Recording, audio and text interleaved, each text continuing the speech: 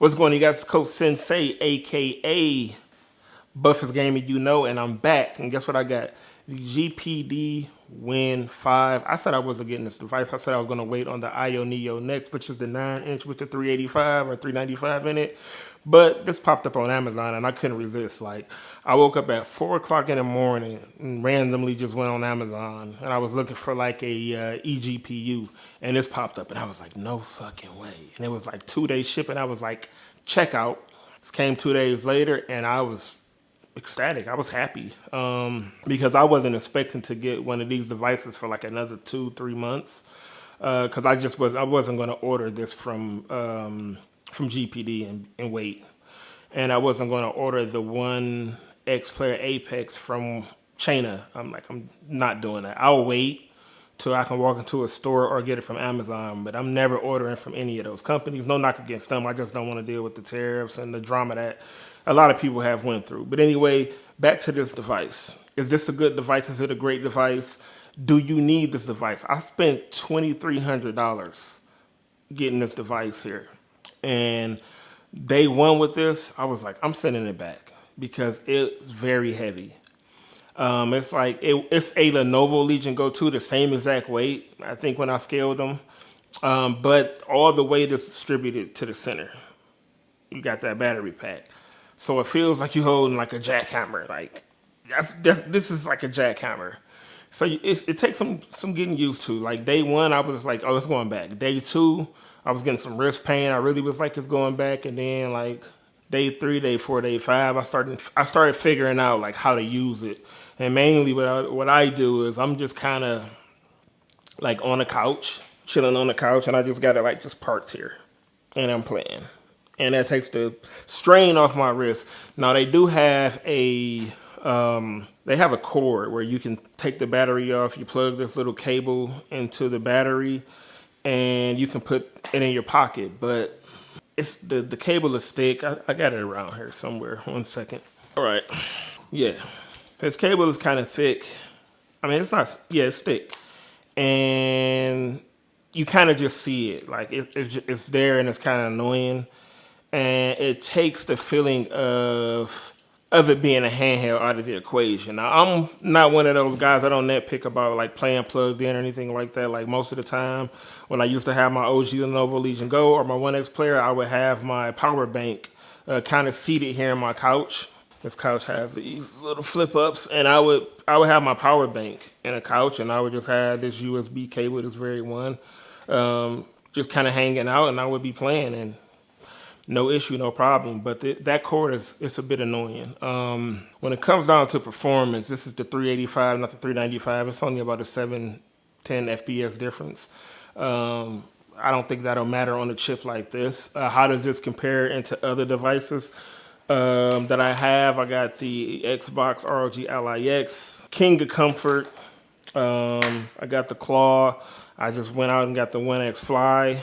I would say this is the king of OLED. I know they say the Lenovo Legion Go is, but I just couldn't get the HDR right on there, and it was just annoying me. Some people got it right, but this is the first time that I really experienced playing on an OLED device and actually enjoying the cinematic experience. 7-inch, and then this is like the king of 7 inches right now. Who is this device for? I spent $2,300 on this device, and it plays everything at high frames. But here's my takeaway.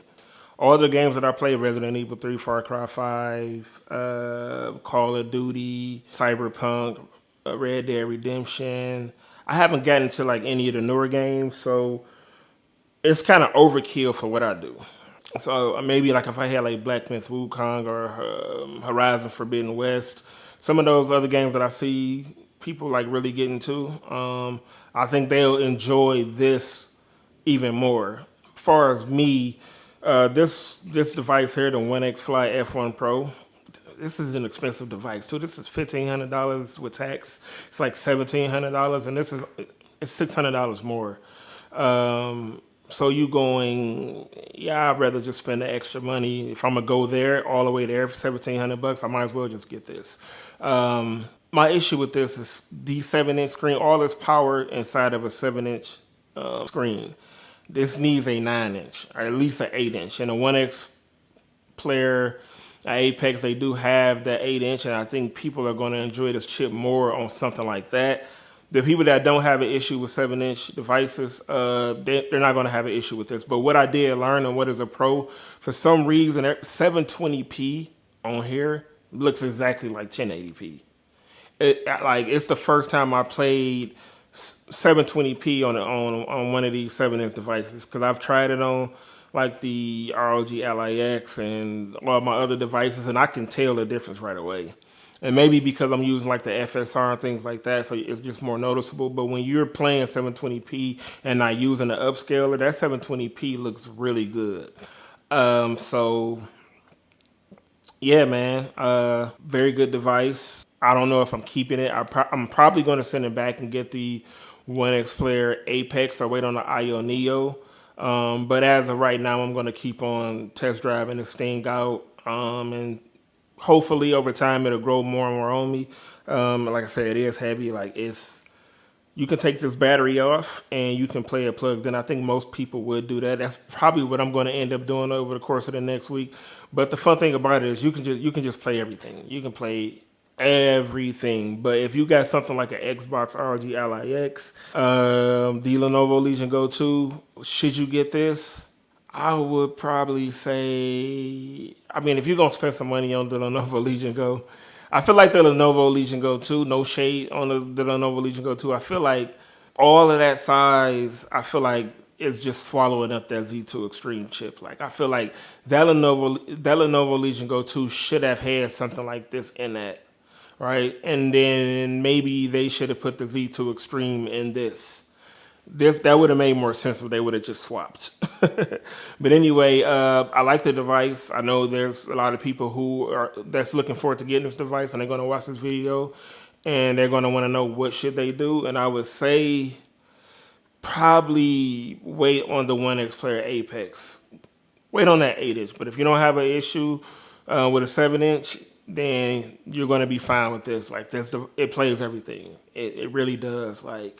And the beauty of it is not having to turn on those upscalers, the FSRs and frame generation and things like that. Like, it is very comforting knowing that you don't have to turn those things on. But anyway, this is Coach Sensei with the review of the GPD Win 5. Signing out.